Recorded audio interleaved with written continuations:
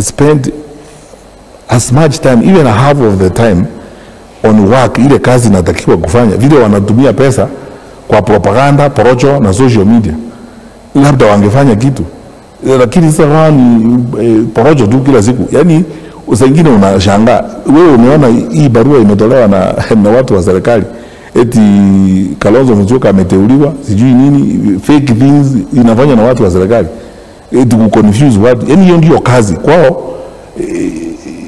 Hawa wenzetu, ndugu zetu, viongozi wa kitaifa, yani wamefanya ukora ukawa profession. Ukora na uongo ni profession. Yani unaamuka asubuhi unafaa suti kwenda kufanya ukora. Tunafaa suti asubuhi unaenda kufanya uongo. Ili unajipanga, ili ukilala usiku unapanga vile utaenda kudanganya kesho.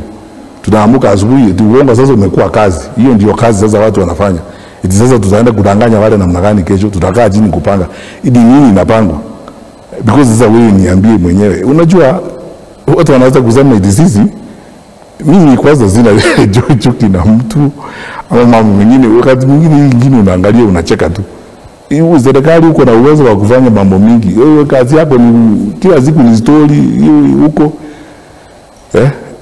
Watu wakubwa wa taifa ndio unasema mimi nataka kuwa rais kwa sababu nataka kuongoza serikali ya kuheshimiwa. Okay. Sababu serikali we are used to a government that is respected and trusted. Imani kwa serikali imepotea kwa sababu unajua watu si wajinga ndugu yangu.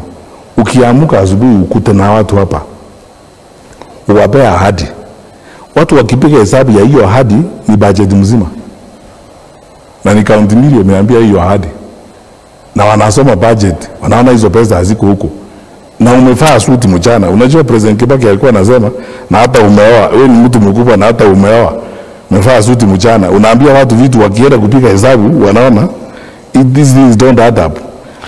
Unajua daktari, hata nyinyi mkiwa kwa serikali, President ametuambia 2 billion zinapotea kila siku. Yeah, so, lakini unajua ukienda kwa ripoti za EACC na Auditor General, President yako anazungumza things out of the blue. Alikuwa anasema vile katiba yetu iko, and that's what he was saying, and I agree with him. Vile katiba yetu iko, kuna institutions ambazo zimepewa